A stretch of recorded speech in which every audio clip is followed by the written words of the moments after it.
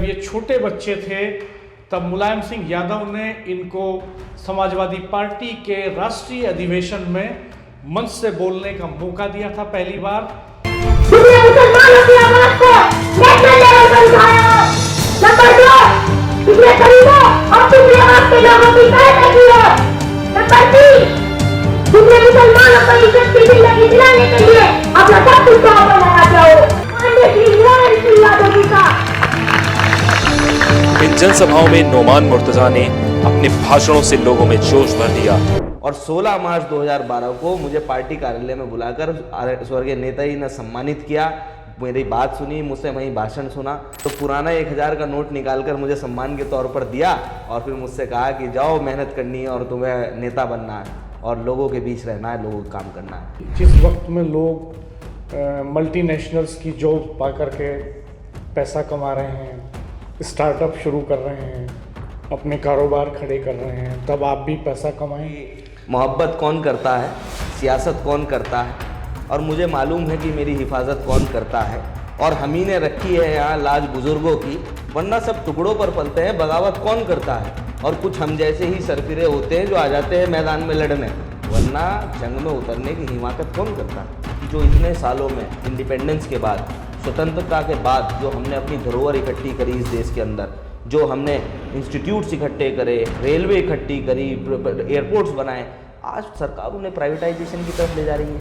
आप ये समझिए, रोजगार तो हम सरकारी तौर से रोजगार किसी को क्या देंगे, हम सरकारी चीज़ को प्राइवेटाइज करने जा रहे हैं। महंगाई इतनी चरम पर है, उद्योगपतियों का बोलबाला है। डबल इंजन की सरकार को आदरणीय अखिलेश यादव साहब ने उत्तर प्रदेश में रोकने का काम किया। 80 में से 43 सांसद जीते, जिसमें से 6 सांसद कांग्रेस के और 37 हमारे। ये पीडीए केवल नाम का पीडीए नहीं, ये पीडीए एक आवाज़ है, और ये आवाज़ है गरीब की, मजलूम की, किसान की, नौजवान की, माताओं की, बहनों की, हर उस आदमी की जो आज अपने आप को असहाय महसूस कर रहा है। 2027 में चुनाव लड़ेंगे? बिल्कुल लड़ूंगा। क्या ऐसा कोई आदेश दे दिया आपकी पार्टी? बिल्कुल, पार्टी के नेता का प्रेम मुझे हमेशा से मिला। आदरणीय अखिलेश यादव जी ने हमेशा मुझे अपना प्रेम दिया है। नोमान को आगे लाओ, नोमान को आगे लाओ।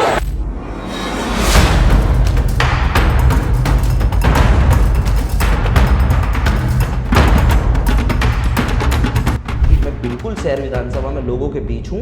मौजूदा विधायक रफीक अंसारी साहब इस पॉडकास्ट को देख के नाराज हो जाएंगे आपसे। 2 बार के विधायक हैं, बड़े हैं, हमारे मेरे बड़े हैं, और अच्छी बात है, वो उनका प्रेम हमेशा मिलता रहा, आगे भी मिलेगा। 27 के चुनाव के बाद आप और हम बैठ के फिर बात करेंगे, और मेरा पूरी उम्मीद है, भरोसा है कि इंशाल्लाह 2027 में प्रचंड बहुमत की सरकार समाजवादी पार्टी और आदरणीय अखिलेश यादव साहब बनाने जा रहे हैं। दोस्तों नमस्कार।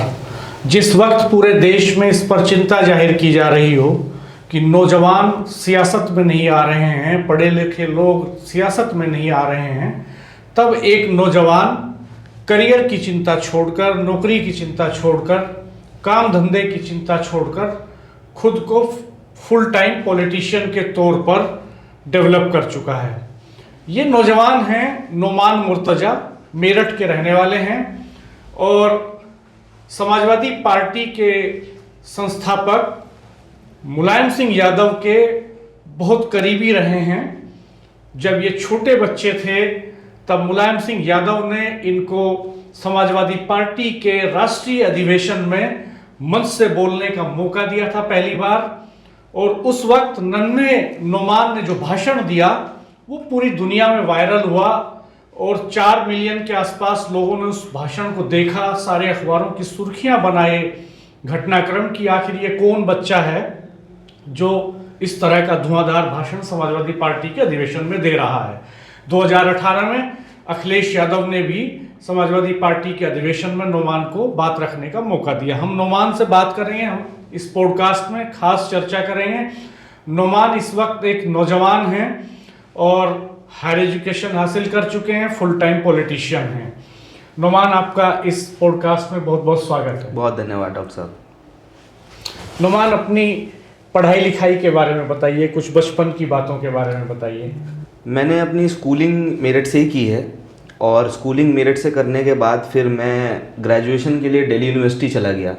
दिल्ली यूनिवर्सिटी से मैंने पॉल साइंस में ऑनर्स किया, वहाँ से ग्रेजुएट की डिग्री हासिल की। उसके बाद फिर मैं लॉ के लिए एमिटी नोएडा चला गया और वहाँ से फिर लॉ कंप्लीट करने के बाद अब लोगों के बीच हूँ।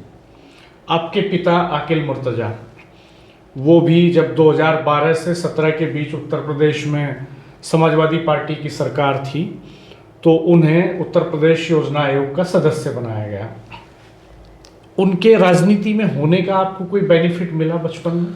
नहीं, ऑब्वियस सी बात है कि जब आपके परिवार में इस तरीके का माहौल हो तो आपको बहुत कुछ सीखने को मिलता है। और मैं कह सकता हूँ राजनीति तो मेरे खून में है। जब मैंने अपना होश संभाला, मेरी उम्र लगभग 11 साल की थी, जिस घटना का आपने जिक्र किया, जब आदरणीय स्वर्गीय मुलायम सिंह यादव जी समाजवादी पार्टी के राष्ट्र के अध्यक्ष थे और आदरणीय अखिलेश यादव जी को 2011 में जब गोरखपुर के अंदर अधिवेशन हुआ और प्रदेश का अध्यक्ष चुना गया तो मुझे आदरणीय अखिलेश यादव जी ने उस मंच पर बोलने का मौका दिया। मैं बहुत छोटा था, मैंने लोगों के बीच अपनी बात रखी, लोगों ने उसे बड़ा सराहा और उसके बाद आदरणीय स्वर्गीय नेता जी ने मुझे बड़ी शाबाशी दी। 2012 में मुझे फिर पार्टी ने ड्यूटी लगाई कि 2012 के विधानसभा चुनाव में अनेक विधानसभाओं पर जाकर पश्चिमी उत्तर प्रदेश में प्रचार करना था। मैं घर घर लोगों के बीच पहुंचा, विधानसभाओं में लोगों के बीच पहुंचा, अपनी बात को रखा। अधिकतर सीट हमने जीती और 2012 में जब प्रचंड बहुमत की सरकार हमारी बनी और आदरणीय अखिलेश यादव जी को मुख्यमंत्री चुना गया तो 15 मार्च 2012 को आदरणीय अखिलेश यादव जी ने शपथ ली और 16 मार्च 2012 को मुझे पार्टी कार्यालय में बुलाकर स्वर्गीय नेता जी ने सम्मानित किया, मेरी बात सुनी, मुझसे वहीं भाषण सुना और इनाम के तौर पर, सम्मान के तौर पर, क्योंकि उस टाइम नोटबंदी नहीं हुई थी, तो पुराना 1000 का नोट निकालकर मुझे सम्मान के तौर पर दिया और फिर मुझसे कहा कि जाओ मेहनत करनी है और तुम्हें नेता बनना है और लोगों के बीच रहना है, लोगों का काम करना है। तो स्वर्गीय नेता जी ने और उनसे बढ़कर आदरणीय अखिलेश यादव जी ने इस तरीके से हाथों को मजबूत किया, समय समय पर परिवार को राजनीतिक हैसियत दी, मेरे पिताजी को योजना आयोग का सदस्य बनाया। आज मेरे पिताजी दूसरी बार राष्ट्रीय सचिव हैं समाजवादी पार्टी के और समय समय पर जहां जरूरत पड़ती है हम भी पार्टी के लिए अपने हर तरीके से एक ईमानदार वफादार सिपाही की तरह काम करते हैं और आदरणीय अखिलेश यादव जी ने बहुत आगे बढ़ाने का काम किया। आप दिल्ली यूनिवर्सिटी गए, आपके पास मौका और भी बेहतर जगह का था, दिल्ली यूनिवर्सिटी को ही क्यों चुना? देखिए, मैं दिल्ली यूनिवर्सिटी इसलिए गया कि जब मैंने 12th पास की और मेरे नंबर अच्छे आ गए थे और दिल्ली यूनिवर्सिटी का एक क्रेज़ था, एक लोगों में, बच्चों में हम सुनते थे अपने साथ के लोगों में कि डीयू जाना है, डीयू में पढ़ना है। और क्योंकि बचपन से राजनीति से बहुत ज़्यादा प्रभावित रहा, राजनीति के माहौल में रहा, तो मुझे एक वहाँ के जो छात्र राजनीति थी उसे बड़ा करीब से देखने का मन था। और जब मैं दिल्ली यूनिवर्सिटी पहुँचा, मैं लोगों के बीच रहा, साथियों के बीच रहा, पढ़ते भी थे एक स्टूडेंट के तौर पर, तो मैंने वहाँ छात्र राजनीति को भी बहुत नज़दीक से देखा और बहुत कुछ सीखने को मिला। आपने ये नहीं सोचा कि जिस वक्त में लोग मल्टीनेशनल्स की जॉब पा करके पैसा कमा रहे हैं, स्टार्टअप शुरू कर रहे हैं, अपने कारोबार खड़े कर रहे हैं, तब आप भी पैसा कमाएं? देखिए, मैं तो एक ही बात इस पे कह सकता हूँ डॉक्टर साहब कि मोहब्बत कौन करता है, सियासत कौन करता है, और मुझे मालूम है कि मेरी हिफाजत कौन करता है। और हम ही ने रखी है यहाँ लाज बुजुर्गों की, वरना सब टुकड़ों पर पलते हैं, बगावत कौन करता है। और कुछ हम जैसे ही सरफिरे होते हैं जो आ जाते हैं मैदान में लड़ने, वरना जंग में उतरने की हिमाकत कौन करता है। आप शेर व शायरी का शौक? नहीं, मैंने आपकी बात का आपको जवाब दिया इस बात का। अभी किस तौर पे देखते हैं अपनी भूमिका आप सियासत में? देखिए, मैंने क्योंकि बचपन से जब मैं लोगों के बीच रहा हूँ तो मैंने बदलते दौर को भी देखा है। मैं आज तक किसी पद पर समाजवादी पार्टी में नहीं रहा, कोई चुनाव नहीं लड़ा, लेकिन उसके बावजूद भी सियासत के इस दौर में मैंने लोगों के बीच रहकर उनके दर्द को समझने की कोशिश की। मैंने समाजवादी पार्टी की सरकार को भी देखा है, बदलते भारतीय जनता पार्टी के दौर को भी देखा है। तो एक जो लोगों, एक गरीब तबके में, कमजोर तबके में जो दर्द है कि कोई आए, उनकी सियासत में उनकी रहनुमाई करे, उनके हाथ को पकड़कर चले। तो मैं क्योंकि अपनी एजुकेशन को कंप्लीट करने के बाद जब मेरठ आया तो मैंने अपने परिवार से पूछा, बिठाकर बड़े बुजुर्गों से पूछा, कौम के लोगों से पूछा, मैं गया कुछ लोगों के पास कि भाई मैंने अब पढ़ाई कर ली, अपनी तालीम हासिल कर ली है, अब आप ये बताइए मुझे क्या करना है। तो लोगों ने, कौम के लोगों ने भी और मेरे परिवार के लोगों ने भी ये फैसला लिया कि भाई बचपन से तुम्हें जिस मैदान में हमने निकाला था, जाओ उसी मैदान में आगे चलो और लोगों की खिदमत करो, लोगों के बीच रहो, उनकी लड़ाई लड़ो। तो मैं लोगों के बीच, लोगों की लड़ाई लड़ने के लिए, उनकी सेवा करने के लिए एक सेवा भाव से उनके बीच हूँ। अब बुजुर्गों के बीच जाते हैं तो वो कैसा बिहेव करते हैं आपके नहीं, साथ? बहुत अच्छा, बहुत प्यार मिलता है। मैं तो कई जगह बैठ जाता हूँ, बल्कि घूमता फिरता जहाँ क्षेत्र में घूमता हूँ, कहीं बुजुर्ग मिलते हैं उनके बीच बैठ जाता हूँ। असल में मैं आपको बताता हूँ कि मिली जुली विरासत है हमारी, जहाँ नौजवानों का जोश है और बुजुर्गों का जो एक्सपीरियंस है, तो उस एक्सपीरियंस को हमें आगे लेकर चलना है। बुजुर्गों से बहुत कुछ सीखने को मिलता है। बड़े बुजुर्ग बहुत बातें बताते हैं, तो उन बातों से आज की राजनीति को, आज के समाज को जब हम तुलना करते हैं तो हम बहुत कुछ सीखने को मिलता है। उस चीज़ को हम धरोहर मानकर आगे लेकर चलते हैं। क्या लक्ष्य निर्धारित किया अपने को, कहाँ पाते हैं आप आने वाले 5 सालों में? देखिए, ये तो फैसला, ये मैं कहता हूँ, ये फैसले तो ऊपर वाले के हैं। ऊपर वाला फैसला करता है और जनता भगवान है, जनता को फैसला करना है। लेकिन हाँ, ये है कि मैं लोगों के बीच हूँ। आपने जैसे कहा 24/7 ऑल टाइम पॉलिटिक्स में लोगों के बीच हूँ। 2027 में चुनाव लड़ेंगे? बिल्कुल लड़ूंगा। कहाँ से लड़ेंगे? मैं जहाँ पार्टी के नेता ने मुझे जहाँ आदेश दिया, बिल्कुल लड़ूंगा वहाँ चुनाव, जहाँ लोगों के बीच हूँ। क्या ऐसा कोई आदेश दे दिया आपकी पार्टी के बिल्कुल, नेता? पार्टी के नेता का प्रेम मुझे हमेशा से मिला। आदरणीय अखिलेश यादव जी ने हमेशा मुझे अपना प्रेम दिया है। और एक छोटा सा पौधा, मैं अपने आप को एक बहुत छोटा सा पौधा मानता हूँ समाजवादी पार्टी का। ये पौधा भी आदरणीय अखिलेश जी की देन है। उन्होंने ही लगाया था ये पौधा, उन्होंने ही प्रोत्साहित किया था, आगे बढ़ाया था। उनका आदेश है पब्लिक के बीच रहना है। 27 में बिल्कुल चुनाव लड़ूंगा। मैंने आपके सोशल मीडिया अकाउंट्स देखे, आपकी सक्रियता मेरठ शहर सीट के इलाके में दिखाई देती है ज़्यादा। क्या मेरठ शहर सीट को आप फोकस कर? देखिए, मैं इस पर आपको एक चीज़ बता सकता हूँ, क्योंकि सबसे पहले आदमी की जिम्मेदारी अपने लोगों की होती है, अपने परिवार की होती है। मेरठ की क्रांतिकारी सरजमी, जहाँ मैं पला हूँ, बड़ा हूँ, स्कूल के एजुकेशन हासिल की है, लोगों के बीच रहा हूँ, वहाँ के लोगों की जिम्मेदारी तो मेरे लिए सबसे पहले है। और आपने बात की मेरठ शहर विधानसभा की, मैं बिल्कुल शहर विधानसभा में लोगों के बीच हूँ और चुनाव की तैयारी है, चुनाव में लड़ूंगा। संकेत दे दिया अखिलेश? बिल्कुल नहीं, मैंने आपसे क्या कहा, नेता के हमेशा नेता का आदेश का पालन करना हमारा कर्तव्य है। और मैं अपने लोगों के बीच हूँ क्योंकि उनकी ये आवाज़ है। वो लोग चाहते हैं कि कोई इस तरीके का आदमी निकल कर आए जो आज के दौर में उनके चीज़ को लेकर आगे बढ़ सके।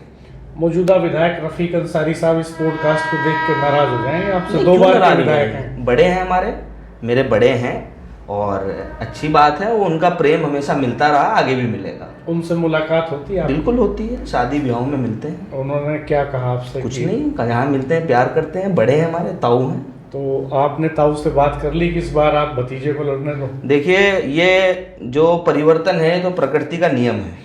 तो ये है कि ठीक है, वो विधायक हैं, अच्छी बात है, लेकिन मुझे अपना काम करना है, मुझे अपना काम। आपको क्या लगता है मेरठ शहर के कौन से ऐसे बड़े मुद्दे हैं, शहर विधानसभा सीट की बात कर रहा हूं, जिनको फोकस करके आप राजनीति करेंगे? देखिए, राजनीति करना एक अलग चीज़ है, लेकिन मैं आपने जहाँ मुद्दों की बात की, मैं एक बात उसमें कह सकता हूँ कि अगर हम शहर के लोगों की बात करें तो हमारे यहाँ जो अंदर गलियों में सड़कों का जो इंफ्रास्ट्रक्चर है वो उतना बेहतर नहीं है जितना होना चाहिए।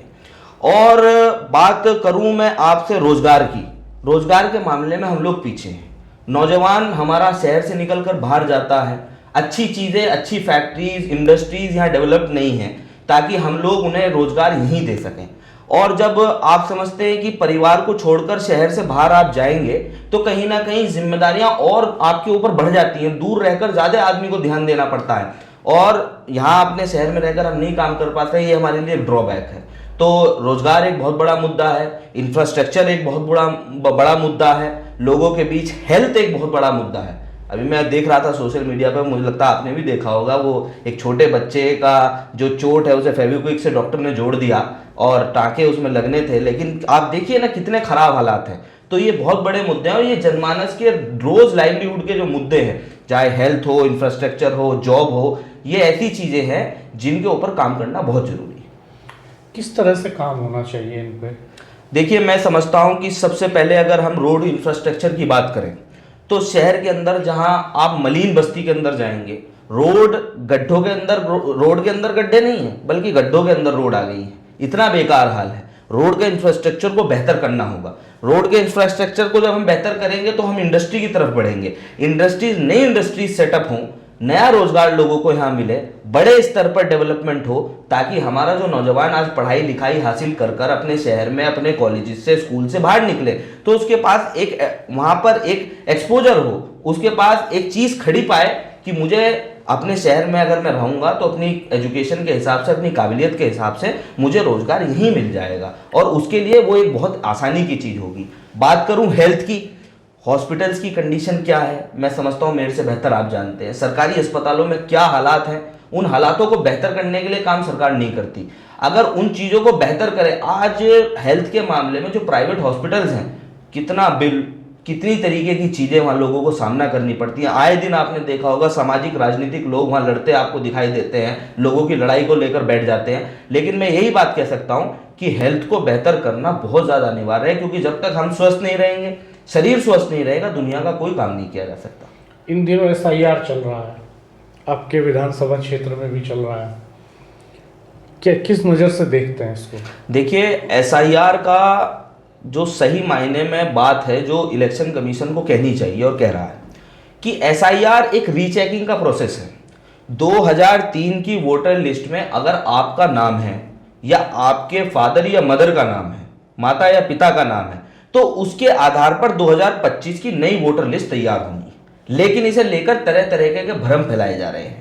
लेकिन मेरा जो सवाल है, क्योंकि एक लोकतांत्रिक देश में विपक्ष का मजबूत होना बहुत जरूरी है, तो विपक्ष के तौर पे मैं केवल और केवल इस पे एक ही चीज कह सकता हूं कि SIR की प्रक्रिया पर हमारा जो सवाल है वो निष्पक्षता पर है। ये प्रक्रिया निष्पक्ष हो, लोगों के किसी फर्जी आधार पर वोट ना काटे जाए, लोकतांत्रिक जो हमारा अधिकार है वोट का उसे छीना ना जाए, और कोशिश ये की जाए शासन, प्रशासन, सरकार और क्या कहते हैं इलेक्शन कमीशन के लोग इस बात पर ध्यान दें कि जहां BLO नहीं आ रहे, क्योंकि मैं खुद क्षेत्र में घूम रहा हूं, BLOs को ढूंढना एक बहुत बड़ा टास्क हो चुका है। BLOs के पास जाना, अपने फॉर्म्स लेने, उनसे कोई क्वेरी है तो उस क्वेरी को सॉर्ट आउट करना, ये एक बहुत बड़ा इशू है लोगों के बीच में।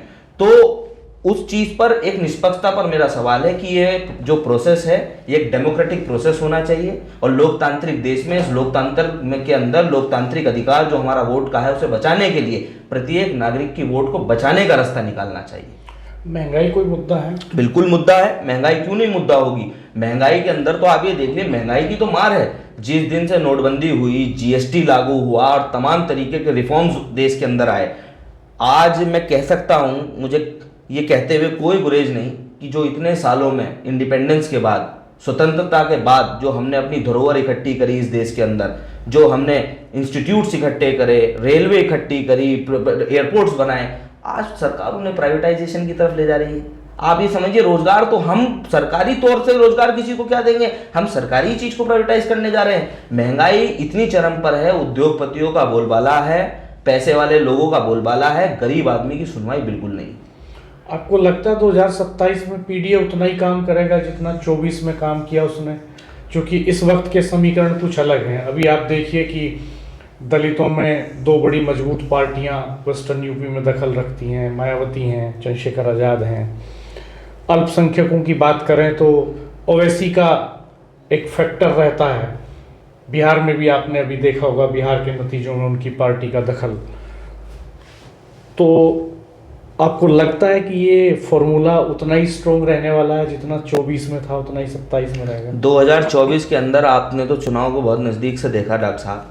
डबल इंजन की सरकार को आदरणीय अखिलेश यादव साहब ने इस उत्तर प्रदेश में रोकने का काम किया। 80 में से 43 सांसद जीते, जिसमें से 6 सांसद कांग्रेस के और 37 हमारे। और PDA की जो रणनीति आदरणीय अखिलेश यादव साहब ने चलाई वो घर घर में पहुंची। ये PDA केवल नाम का PDA नहीं है, ये PDA एक आवाज़ है, और ये आवाज़ है गरीब की, मजलूम की, किसान की, नौजवान की, माताओं की, बहनों की, हर उस आदमी की जो आज अपने आप को असहाय महसूस कर रहा है। और बात करूं 2027 की, तो 2027 का जब चुनाव आएगा तो मैं बिल्कुल आपसे कहूंगा कि 27 के चुनाव के बाद आप पर हम बैठ के फिर बात करेंगे, और मेरा पूरी उम्मीद है, भरोसा है कि इंशाल्लाह 2027 में प्रचंड बहुमत की सरकार समाजवादी पार्टी और आदरणीय अखिलेश यादव साहब बनाने जा रहे हैं। आपको क्या लगता है नोमान के पक्ष में कौन से समीकरण है? मेरे पक्ष में केवल एक ही समीकरण है कि मैं लोगों का अपना उनके बीच रहता हूं, मैं उनके दर्द को महसूस कर सकता हूं, उनके बीच रहकर उनकी खिदमत को करना चाहता हूं। और मेरा राजनीतिक सफर 15 साल का है। आज मेरी उम्र जरूर 25 साल है, लेकिन मेरा जो सफर है वो 15 साल का है। और 15 साल में ना मैंने कोई पद लिया है, ना मैंने कोई चुनाव लड़ा है, और ना ही कोई किसी तरीके की इस तरीके की चीज में भागीदारी करी। उसके बावजूद 15 साल सामाजिक काम को मैंने लोगों के बीच रहकर किया। आपकी उम्र के नौजवान पॉलिटिक्स में क्यों नहीं आते, एक्टिव पॉलिटिक्स में? देखिए, मैं इस चीज़ में एक चीज़ कह सकता हूँ, क्योंकि अपने नेता की बात मैं कहूँ, आदरणीय अखिलेश जी खुद नौजवान राजनीति से वो उभर कर आए, तो उन्होंने तो हमेशा प्रोत्साहित किया हम लोगों को, जितने नौजवान हैं उन्हें हमेशा आगे बढ़ाने का उन्होंने काम किया। लेकिन कहीं ना कहीं ये देखा जाता है कि आज के दौर में लोग राजनीति से दूर होकर आदमी कमेंट तो करता है कि चीज़ों को ऐसा होना चाहिए, वैसा होना चाहिए, लेकिन इस खेत, जो ये राजनीति का खेत है, इस खेत में उतरकर कोई इस खेत को जोतने के लिए तैयार नहीं होता। मैं तो जो ये पॉडकास्ट नौजवान साथी देखे, मैं उनसे कहना चाहता हूँ, राजनीति नहीं, सामाजिक काम, समाज में रहकर सामाजिक काम सबको करना चाहिए। समाज को एक बेहतर तौर पर कैसे हम डेवलप कर सकते हैं, एक बेहतर दिशा में कैसे ले जा सकते हैं, इस पर सबको काम करना चाहिए। अखिलेश यादव और मुलायम सिंह यादव में कौन बेहतर नेता है? आदरणीय अखिलेश जी स्वर्गीय नेताजी की परछाई हैं। जो सिद्धांत स्वर्गीय नेताजी ने हमें सिखाए, जो रास्ता उन्होंने दिखाया, उसे और मजबूती से आगे ले जाने का काम, उस पर 4 चांद लगाने का कोई काम कर रहा है तो आदरणीय अखिलेश जी कर रहे हैं। प्रधानमंत्री मोदी के बारे में आपकी क्या राय है? बड़े नेता हैं, सच बहुत बोलते हैं। योगी आदित्यनाथ? योगी जी उत्तर प्रदेश के मुख्यमंत्री हैं और जंगल राज चरम सीमा पर है, बदमाशों का बोलबाला है। तो पुलिस एनकाउंटर करती है? एनकाउंटर तभी तो होता है ना जब मुठभेड़ होती है, और मुठभेड़ आप सोचिए कैसी मुठभेड़ है कि आज इतना इकबाल बुलंद हो गया बदमाशों का कि वो पुलिस पर गोलियां चला रहे हैं। ये तो प्रशासन का फेलियर है, इसे तो बहुत नज़दीकी से देखने की ज़रूरत है। आज उत्तर प्रदेश के आप किसी कोने की बात उठा लीजिए, कोई दिन ऐसा नहीं जाता जहां से कोई आपराधिक घटना सामने ना आती। लेकिन बीजेपी उत्तर प्रदेश में लॉ एंड ऑर्डर को अपनी बड़ी स्ट्रेंथ मानती है। नहीं, अपना बोलबाला करने में तो सब आगे होते हैं, लेकिन हकीकत क्या है ग्राउंड जीरो पे, वो मैं आपसे साझा कर रहा हूँ। आप ये बताइए, खुद को राजनीतिक तौर पे कैसे तैयार करते हैं? आप कुछ पढ़ाई लिखाई करते हैं इसके लिए? कहाँ से जानकारियाँ इकट्ठा करते हैं? देखिए, आज हम जिस आधुनिक भारत में बैठे हैं, यहाँ सोशल मीडिया का दौर है, और क्योंकि हम लोगों ने एक बात देखी होगी कि पुराने बुजुर्गों के साथ जब हम बैठते थे तो हमें बहुत सारी कन्वर्जेशन जब हम आपस में करते थे तो बहुत सारे पुराने मुद्दों पर बात होती थी, बहुत कुछ सीखने को मिलता था, किताबी ज्ञान बहुत होता था, किताब को लोग पढ़ते थे। लेकिन आज किताब से दूर हो गए लोग। तो मेरी कोशिश होती है जब भी खाली हूँ या समय मिले तो पुराने लोगों के बारे में पढूं, पुरानी सोच को पढूं, पुराने विचार को पढूं, क्योंकि विचार कभी खत्म नहीं किए जा सकते, ना विचार कभी मरते हैं, विचार हमेशा जिंदा रहते हैं। उन विचारों को आगे लेकर चलना हमारी जिम्मेदारी है। आज एज अ यूथ, आज ऐसा नौजवान, यंग पॉलिटिशियन अगर मैं बात करूं, यंग लीडर बात करूं, और लोगों के बीच यंग सोशलिस्ट बात करूं, तो हमें उन विचारों को आगे ले जाना हमारी जिम्मेदारी है, जो विचार धरोहर के तौर पर हमारे बुजुर्ग हमारे लिए छोड़ कर गए। बिहार चुनाव के जो नतीजे आए हैं उनको यूपी से के संदर्भ में कैसे देखते हैं? देखिए, बिहार में जो अलायंस में पार्टीज थी, चाहे वो राष्ट्रीय जनता दल हो या कांग्रेस हो, उन्हें विचार करने की जरूरत है। और जो गिरता है वही खड़ा होता है, जो हारता है वही जीतता है। तो हर हार से सीख लेना बहुत जरूरी है। आखिर वहां कौन से ऐसे मुद्दे रहे जिन पर भारतीय जनता पार्टी ने डिफीट किया गठबंधन को, उन मुद्दों को कैटेगराइज करना बहुत जरूरी है। आखिर ऐसी कौन सी कमी टिकट वितरण से लेकर और पूरे चुनावी कैंपेन में रही कि हम लोगों को समझा नहीं पाए, उस पर गहन विचार करना बहुत जरूरी है, उस पर चिंतन बहुत जरूरी है। और बात करिए आपने बिहार के पॉलिटिक्स को यूपी से कंपेयर करने की, तो देखिए यहाँ तो आप एक विधानसभा को दूसरी विधानसभा से कंपेयर नहीं कर सकते, वो तो फिर भी दूसरा स्टेट है। अखिलेश यादव से मिलना ज़्यादा आसान है या नेताजी से मिलना ज़्यादा आसान था? नहीं, दोनों ही नेताओं से, दोनों नेता अपने कार्यकर्ताओं से हमेशा मिलते रहे। आदरणीय स्वर्गीय नेताजी ने भी हमेशा लोगों से मिलने का काम किया, और आदरणीय अखिलेश जी तो रोज डेली, मैं कहता हूँ हजारों लोगों से मिलते होंगे। आप पार्टी दफ्तर पर जाएंगे तो हजारों लोगों से मिलते हैं रोज। आपको लगता है कांग्रेस और समाजवादी पार्टी का गठबंधन रहेगा सत्ता? ये बड़े फैसले हैं और बड़े नेताओं को करने हैं। आप संगठन के स्तर पर सक्रिय रहते हैं या? बिल्कुल रहता हूँ, नहीं बिल्कुल रहता हूँ, जहाँ संगठन को भी मेरी जरूरत होती है बिल्कुल रहता हूँ। कोई बात हो, बिल्कुल हमेशा लोगों के बीच रहता हूँ। और मैंने आपसे अभी जैसे कहा कि आज तक जब से मैं राजनीति के सफ़र में मैंने कदम रखा, 2010 से 12 का चुनाव देखा, 14 का चुनाव देखा, 17 देखा, 19 देखा, 22 देखा, 24 देखा, लगातार सब चुनाव में जहाँ पार्टी की जरूरत होती है पूरे प्रदेश में घूम के पार्टी के लिए काम करता हूँ। ये कहा जाता है कि मुस्लिम्स में भी बीजेपी को वोट मिल रहा है। देखिए, मैं केवल इस पे एक बात कह सकता हूँ कि जब आदमी की अपनी ज़मीन खिसकती है तो वो दूसरे पे नज़र रखता है। मुस्लिम समाज सबसे ज़्यादा पीड़ित है इस सरकार में। मुसलमान और दलित, ये दो समाज ऐसे हैं जिन्हें सबसे ज़्यादा नुकसान अगर किसी ने पहुँचाया तो भारतीय जनता पार्टी ने। किस तरह का नुकसान? नुकसान किस तरीके का नुकसान नहीं, आप ये देखिए, रोजगार के तौर पे पीछे छोड़ने का काम, हमारा हाथ छोड़ने का काम किसने किया? हमें कारोबारी तौर पे नुकसान देने का काम किसने किया?